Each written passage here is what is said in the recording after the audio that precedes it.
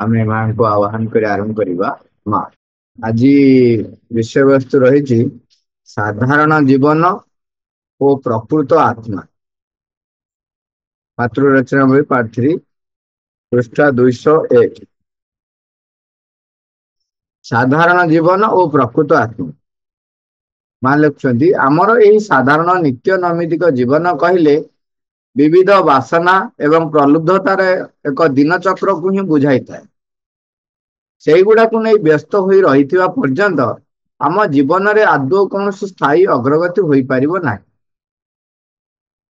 ତେଣୁ ଏହି ଚକ୍ରଟି ଭିତରୁ ଉଧୁରି ବାହାରି ଆସିବାର ଏକ ଉପାୟ ବାହାର କରିବାକୁ ହିଁ ପଡିବ। ଏଠାରେ ଉଦାହରଣ ସ୍ୱରୂପ ସାଧାରଣ ଜୀବନର ସେହି ସବୁଠାରୁ ଅଧିକ ସାଧାରଣ ହୋଇ ରହିଥିବା ବ୍ୟସ୍ତତାଟି ବିଷୟରେ ବିଚାର କରାଯାଉ। ସେମାନେ କଣ ଖାଇବେ, କେତେବେଳେ ଖାଇବେ, ସେମାନେ ପ୍ରକୃତରେ ଯଥେଷ୍ଟ ପରିମାଣରେ ଖାଉଛନ୍ତି କି ନାହିଁ।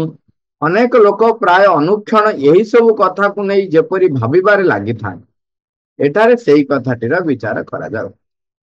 ମା କହୁଛନ୍ତି ଯେ ସାଧାରଣ ଜୀବନ ଆମେ କାହାକୁ କହୁଛୁ ନା ଯୋଉଗୁଡିକ ଆମେ ବର୍ତ୍ତମାନ ସୁଦ୍ଧା ଲୋକମାନେ ନିଜର କାମନା ବାସନା, ନିଜର ଯାହା ନିତ୍ୟ ନୈମିତିକ ଦରକାର ପଡୁଛି ତାକୁ ନେଇକରି ଯୋଉମାନେ ତାଙ୍କ ଜୀବନ ଚକ୍ରକୁ ଚଲେଇ ରଖିଛନ୍ତି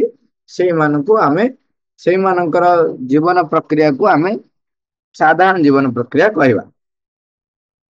ସେମାନଙ୍କର ନୂତନ କିଛି କରିବାର ବା ଅଗ୍ରଗତି କରିବାର ଆକାଂକ୍ଷା ନାହିଁ, ବା ସେଥିରୁ ବାହାରିବା ପାଇଁ ସେମାନଙ୍କର କିଛି ପ୍ରୟାସ ନାହିଁ।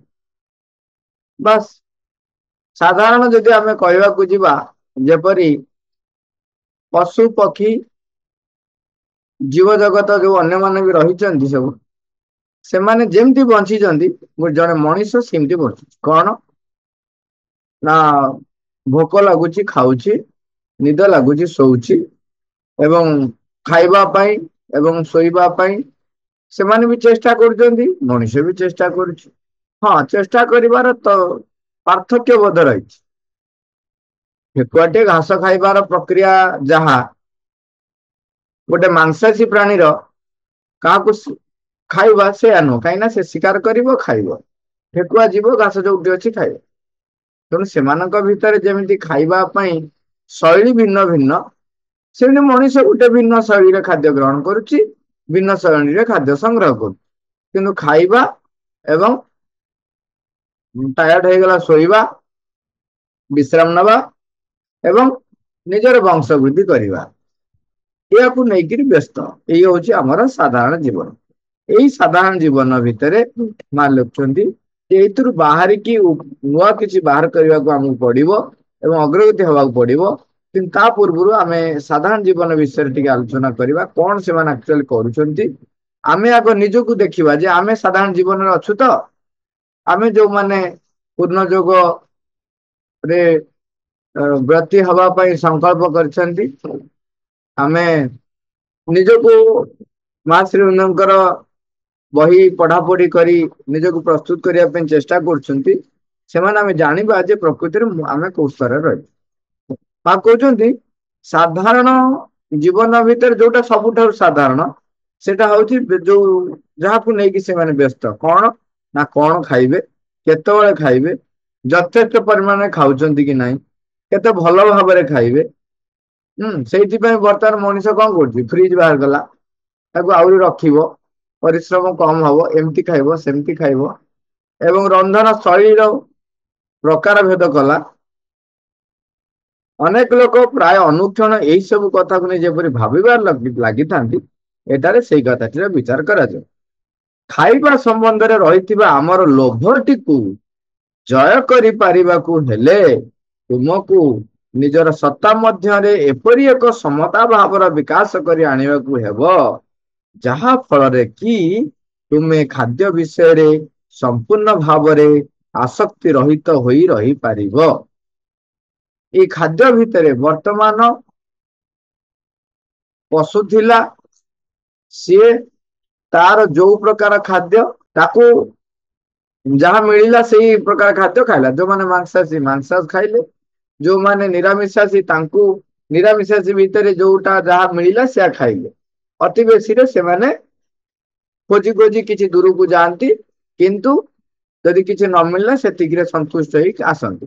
मनीष जेहेतु मन पाई एवं चल प्रचलर माध्यम से निजे निजे डेभलप कर चलती तेणु से कौन हो खाइबारे रुचि खाइबारे रुचि से प्रस्तुत करिछि लोभ ताकू से तार लोभासक्त होउछि जे एई प्रकार तार रुचि को पसंद को परिपूर्ण करिया पई खाद्यर जो शैली प्रकार भेद परिवार शैली एवं से आम जो देखते मसला मसले इत्यादि इत्यादि सी चेष्टा करुच्ची लोभ यहाँ हूँ खाद्य प्रति तार एक आसक्तिर रूप तेणु से आसक्ति उपरे जदि आमे विजय हासिल करने को चाहूँ ताहले एक्चुअली कहीपर तुम मनीष ना तो तुम से साधारण पशु आ कौन फरक तेणु जदि तुम चाहूच ता उपर विजय हासिल करने जो खाद्य प्रति जो आसक्ति रही जदि ता दरु आमे निजे जय करने को चाहूँ से लोभ उपर जय करने को चाहूँ माँ लिखुंट तेणु आम भितर एक समता भाव आम तैयारी करवा आम कौन करवा आम समता भाव निजे प्रस्तुत करवा निजे तैयारी करवा ताहले से लोभ उपर किछि किछि विजय हासिल हो पारे। समता लाभ विजय हासिल करने कौन करा पड़े माँ कहते तुम्हें खाइबा मिले खाइब नहेले से विषय एते टिकिए हेले चिंता भी तुमको कदापि घारिबा को आसीबो नाही। सबुठारु बड़ कथा हेउछि जे तुमे कौन खाइब बा न खाइब से विषय रे कौनसी चिंता रे कदापि बुड़ी रहिबो नाही। आजी एया खाइबी काली बारी अछि आगुआ जो आमे सब भावु ना बहुत कथा भावु खाइबा कथा नहीं कि आमे एते व्यस्त थाउ माँ कहते जदि तुम्हें लोभ उपर विजय हासिल करने को चाहूच ताहले तुम प्रथम स्टेप है तुम्हें जो जहा मिल खाइबा को मिले खाइब न मिले से एते टिकिए हेले भी चिंता करिव नाही। तापर कहले द्वितीय पॉइंट कौन कहते कि तुम्हें कौन खाइब बा कौन न खाइब से विषय रे कौनसी चिंता रे कदापि बुड़ी रहिबो नाही। आज आइटम टा कौन है ना खाऊ खाइबा नहीं कौनसी प्रकार चिंता तमें आनिब नाही एटा खाइबी कि एटा खाइबी नाही से विषय रे कौनसी चिंता रे बुड़ी आमे कौन करू आज यह तेणु मुझे जाकि करी इत्यादि इत्यादि से चिंतार आमे जो बुड़ी रहू माँ मना कले जे से कौन खाइब कौन न खाइब से चिंतार केबे बुड़ी रहिबो नाही। तृतीय एवं यही चिंता केबे हेले नकारात्मक भी हेबो नाही। चिंता केबे हेले नकारात्मक भी हेबो नाही। आमे जेतेबेले चिंता करू बेले बेले कौन करू ताकू आम मनीष मन अन्य मान को संदेह अन्य मान को दोषारोप कर आम भारी सिद्धहस्त देखो यहीटा आम भितर गोटे सामर्थ्य रही जे आमे कौन एक विषय को तर्जमा करूँ किंतु आमे कौन करू से तर्जमाटा को व्यवहार करू नकारात्मक दिग से तर्जमाटा को व्यवहार करने आम अग्रगति दिगरे जदि बढ़िया होता शक्ति सामर्थ्य एका जमी आम कथा होते उदार चेता व्यक्ति लोभी व आसक्ति व्यक्ति तेणु एठी होउची आम भितर तर्जमा करिवार सामर्थ्य रही आस आम तर्जमा करवा परीक्षा करवा कौ गुड़ाक मत माँ पाक नौ मुझे ग्रहण करी जोटा नौ ना ग्रहण करी ना ये से कहते आम खाइला बेले अनेक कथा कहू एटा खाइले या हम सेमती खाइबा नहीं एटा करवा नहीं देखुन एम सब कौन करती गोटा टिके भी रुचि लगे कौन सब एमती सेमती इत्यादि इत्यादि बहुत प्रकार नकारात्मक जमती न हुए से हुए। तापर कहते चारि सन्यासी माने जेपरी खाद्य संयमर उपाय और साधन गुड़िक विषय रे ଅହରହ ଚିନ୍ତା କରିବାରେ ଲାଗିଥାନ୍ତି, ସେଥିରେ ମଧ୍ୟ ସେମାନେ ପ୍ରାୟ ଠିକ ସେହିପରି ଖାଦ୍ୟ ବିଷୟରେ ଅତି ବ୍ୟସ୍ତ ହୋଇ ରହିଥାନ୍ତି। ଯେପରିକି ଅନ୍ୟମାନେ ପରମ ଲୋଭର ସହିତ ସେହି ବିଷୟରେ କେତେ ନା କେତେ ସ୍ୱପ୍ନ ଦେଖୁଥାନ୍ତି ଓ ତାରି ଭିତରେ ହିଁ ବୁଡି ରହିଥାନ୍ତି। ତେଣୁ ଏହା ପ୍ରତି ତୁମର ଏକ ଉଦାସୀନତାର ଭାବ ରହିବ, ସେଇଟା ହଉଛି ସବୁଠାରୁ ବଡ କଥା। ଏଠି ମା ଆଉ ଗୋଟେ କଥା କହୁଛନ୍ତି, ଦିଟା ଏବେ ଯୋଉ କଥା ହଉଥିଲେ ଯେମିତି ଯେ ଖାଦ୍ୟ ସଂଯମର ଉପାୟ, ସନ୍ନ୍ୟାସୀ ମାନେ ଯେପରି ଖାଦ୍ୟ ସଂଯମର ଉପାୟ ଓ ସାଧନ ଗୁଡିକ ବିଷୟରେ ଅହରହ ଚିନ୍ତା କରିବାରେ ଲାଗିଥାନ୍ତି, ସେଥିରେ ମଧ୍ୟ ସେମାନେ ପ୍ରାୟ ଠିକ ସେହିପରି ଖାଦ୍ୟ ବିଷୟରେ ଅତି ବ୍ୟସ୍ତ ହୋଇ ରହିଥାନ୍ତି। ଆପଣ ଏଇଟା ଖାଇବି ନାହିଁ ବୋଲି ଏଇଟା ଖାଇବି ବୋଲି ଆମେ ବ୍ୟସ୍ତ ରହୁଛୁ, ଯେ ଏମିତି ଏମିତି କରିକି ଖାଇବି। ସନ୍ନ୍ୟାସୀ ମାନଙ୍କର ଯୋଉ ଭାବ, ଯୋଉ ଏଇ ଭାବଟା ଯେ କଣ ନା ଏଇଟାକୁ ମୁଁ ତ୍ୟାଗ କରିବି, ଆଉ ଜମାରୁ ଖାଦ୍ୟର ମୁଁ ଏଇ ସବୁ ଖାଦ୍ୟ ଉପରେ ଅତି ସଂଯମ।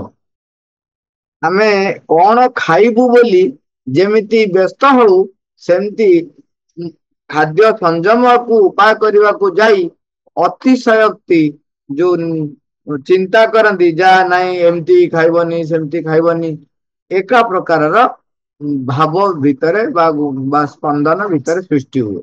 ତେଣୁ ଏ ସବୁ ଦିଟା ଯାକ ପ୍ରତି ଉଦାସୀନ ଭାବରେ ମା ତେଣୁ କହୁଛନ୍ତି, ତେଣୁ ଏହା ପ୍ରତି ତୁମର ଏକ ଉଦାସୀନତାର ଭାବ ରହିବ, ସେଇଟା ହଉଛି ସବୁଠାରୁ ବଡ କଥା। ତେଣୁ ଚତୁର୍ଥରେ କହିଲେ ଯେ ଉଦାସୀନ ଭାବ ରହିବ, କାହିଁକି ତମେ କଣ ଖାଇବ କଣ ନ ଖାଇବ ସେଥିପ୍ରତି ଦିଟା ଯାକ କଥା। କଣ ଖାଇବ ବୋଲି ଯୋଉ ଅତି ମାତ୍ରାରେ ବ୍ୟସ୍ତ, ସେଥିପାଇଁ ଅତି ମାତ୍ରାରେ ପ୍ରସ୍ତୁତି, ଏଇଟା ଖାଇବି ନାହିଁ ଏଇ ପ୍ରକାରର ସଂଯମ କରିବି ଅତିଶୟୋକ୍ତି, ଦିଟା ଯାକରୁ ଦିଟା ଯାକ ପ୍ରତି ଆମର ଉଦାସୀନ ଭାବ ରହିବ। ପାଞ୍ଚରେ କହୁଛନ୍ତି ଖାଦ୍ୟ ବିଷୟରେ ଯାବତୀୟ ଭାବନାକୁ ତୁମେ ଆପଣାର ଚେତନା ମଧ୍ୟରୁ ବାହାରକୁ ବାହାର କରିଦିଅ, ତାହାପରେ ତୁମେ ଆଦୌ ଏତେ ଟିକିଏ ହେଲେ ମହତ୍ଵ ବି ଦିଅ ନାହିଁ। ତେଣୁ ପାଞ୍ଚରେ କଣ କହୁଛନ୍ତି ଯେ ଆମ ଭିତରେ ଖାଦ୍ୟ ବିଷୟରେ କୌଣସି ପ୍ରକାରର ଚିନ୍ତାକୁ ସ୍ଥାନ ଦିଅ ନାହିଁ, ତାକୁ ବାହାରକୁ ବାହାର କରିଦିଅ, ତାକୁ ଏତେ ଟିକେ ହେଲେ ବି ମହତ୍ଵ ଦିଅ ନାହିଁ। କାହିଁକିନା ଆପଣ ଯାହାକୁ ମହତ୍ଵ ଦେବେ, କଥା ମାଜିଲେ ଯେମିତି ମୋଟ ହୁଏନି, କଥାରେ କହନ୍ତି, ତେଣୁ ଯାହାକୁ ମହତ୍ଵ ଦେବେ ସିଏ ଫୁଲିବ। ତେଣୁ ସେଇ ଖାଦ୍ୟ ବିଷୟରେ ଆପଣ ଯେତେବେଳେ ଚିନ୍ତା କରୁଛନ୍ତି, ସେଇ ଗତିବୃତ୍ତିରେ ଆମେ ରହୁଛୁ ହେଲା। ଇଏ ଯେମିତି ଖାଦ୍ୟର ଗୋଟେ ଉଦାହରଣ ଦେଲେ, ସେମିତି ଆମ ଜୀବନର ଅନ୍ୟାନ୍ୟ ଯେତେ ଗୁଡାଏ ଯୋଉ କାର୍ଯ୍ୟ ଗୁଡାକ ନିତ୍ୟ ନୈମିତିକ କାର୍ଯ୍ୟ ରହିଛି, ଏ ସବୁ ପ୍ରତି ଏଇ ପ୍ରକାରର ଆମକୁ ପଞ୍ଚସୂତ୍ରୀ ଆପ୍ଲାଏ କରିବାକୁ ପଡିବ ସବୁ କ୍ଷେତ୍ରରେ।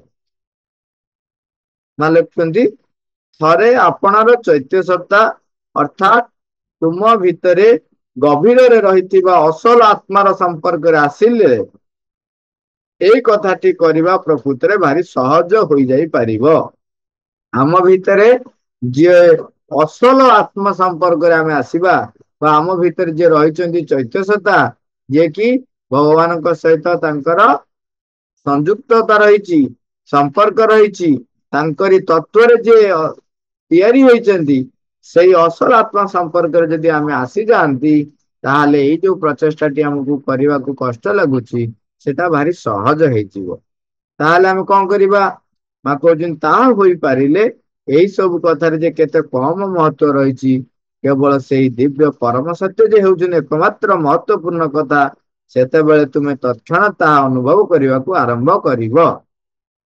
ଅନେକ ଜାଗାରେ ଅନେକ ସମୟରେ ଆମେ ଶୁଣି ଆସିଥିବା, ବେଳେ ବେଳେ ଶିଷ୍ୟ ମାନେ ତାଙ୍କ ଗୁରୁଙ୍କ ପାଖରେ ଅଳି କରନ୍ତି ଯେ ଆମକୁ ଟିକେ କୃପା କରନ୍ତୁ, ଯେପରି ସେଇ ଯୋଉ ଆପଣ କହୁଛନ୍ତି ଗୋଟେ ଅବସ୍ଥା ରହିଛି ନିଶ୍ଚଳ ନିରବତାର ଅବସ୍ଥା, ଆପଣ କହୁଛନ୍ତି ଗୋଟେ ମହାନ ଉଚ୍ଚତର ଅବସ୍ଥା ରହିଛି ଯୋଉଠି କି ଏଇ ଯୋଉ ସଂସାରର ସୁଖ ଦୁଃଖ ଏସବୁ କିଛି ନାହିଁ, ଆମକୁ ଥରେ ତାରି ସଂସ୍ପର୍ଶରେ ଆଣିଦିଅ ନା।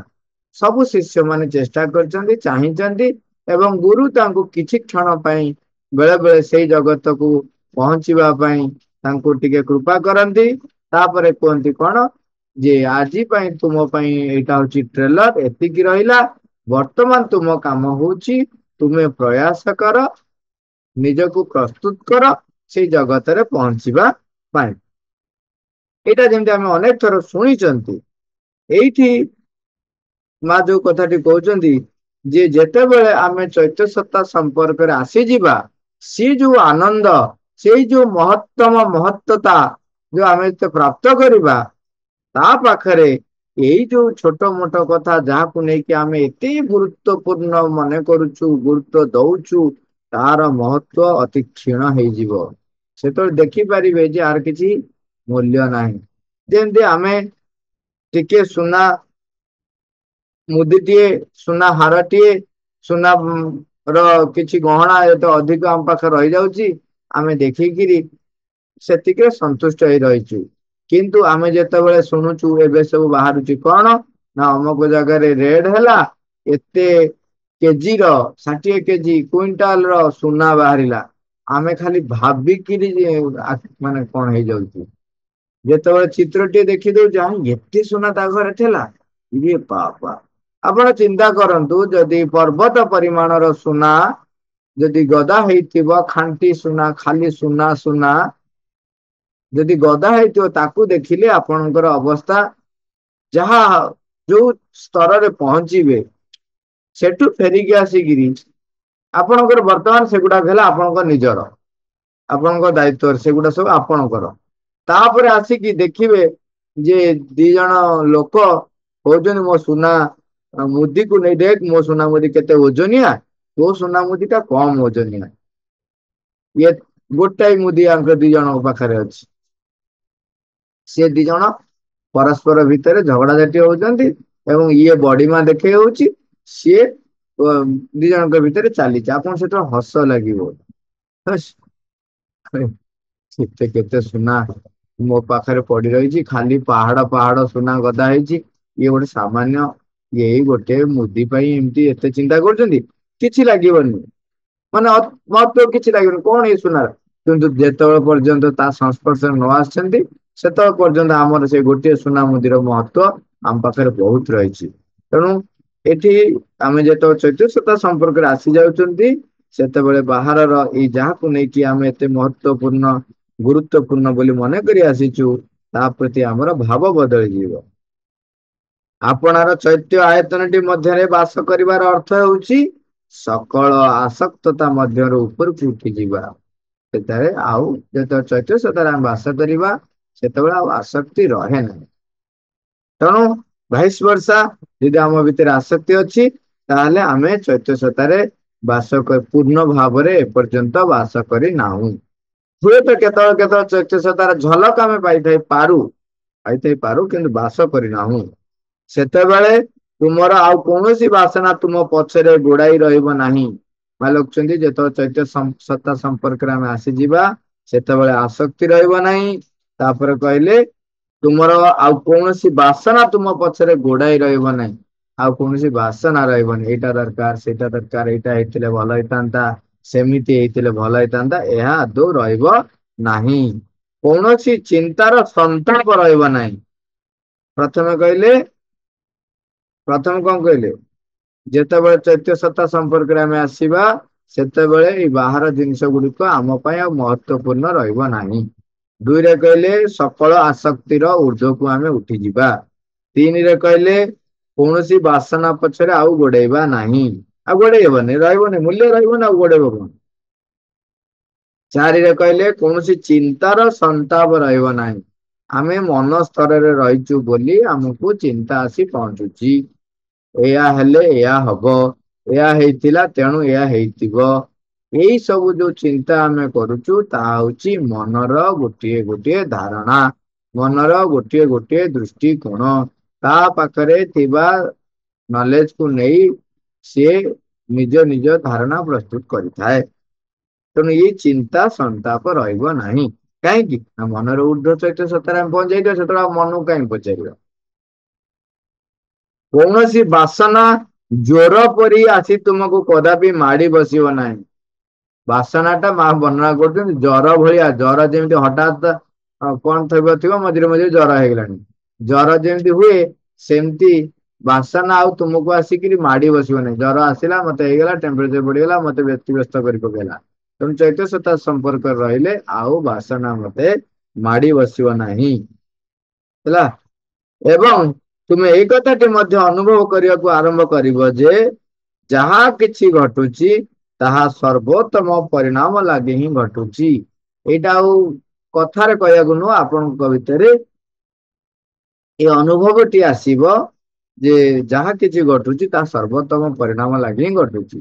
ନହେଲେ ତା ପୂର୍ବ ପର୍ଯ୍ୟନ୍ତ ଆମେ କେବଳ ଚିନ୍ତା କରିପାରୁ ଯେ ହଁ, ଯେମିତି ଆମେ ମନେ ପକାନ୍ତୁ ବହୁତ ଦିନ ତଳେ ଆମେ ସେ ଯୋଉ ଗପଟି କଥା ହଉଥିଲେ, ସେ ବ୍ୟକ୍ତିଟିଏ ପ୍ରାର୍ଥନା କଲେ ଭଗବାନଙ୍କୁ ଯେ ମୁଁ ଯାଉଛି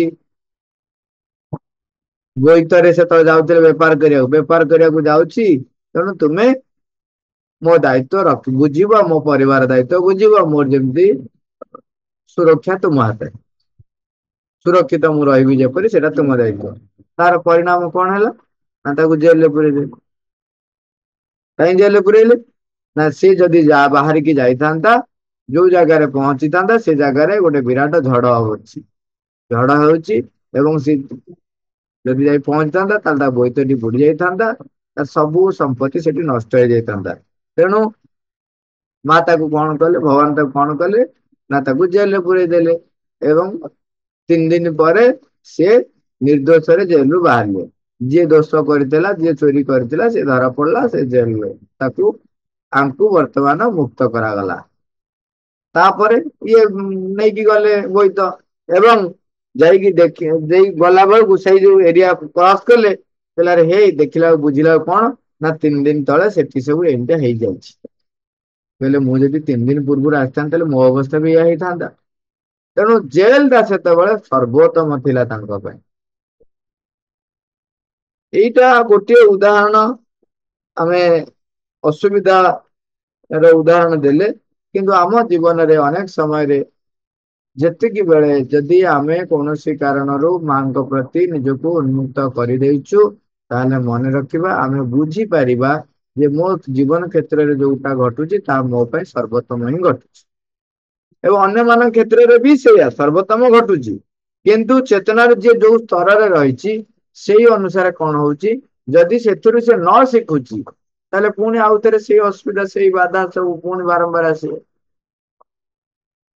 ଯଦି ମନେ କରାଯାଉ ଆମେ ସେଇ ବ୍ୟକ୍ତିଙ୍କର କଥାରେ ଯଦି ଆଉ ଗୋଟେ ଦୃଷ୍ଟିକୋଣ ଦେଖିବା, ମନେକର ସିଏ ନିଜକୁ ଏମିତି ପ୍ରସ୍ତୁତ କରିଦେଇଛି ଯେ ଭଗବାନଙ୍କର ଯୋଉ ବାଣୀ, ଅନ୍ତର ବାଣୀ ସେ ଶୁଣିବା ପାଇଁ ନିଜେ ପ୍ରସ୍ତୁତ ଅଛନ୍ତି, ତାହେଲେ ସେ ଯେତେବେଳେ ପ୍ରାର୍ଥନା କରିବାକୁ ଯାଇଛନ୍ତି ପଚାରିବେ, ଅନୁମତି ନେବେ ଯେ ବର୍ତ୍ତମାନ ଆଉ ମୁଁ ବୋଇତ ନେଇକି ବେପାର ବାଣିଜ୍ୟ କରିବାକୁ ଯିବି କି?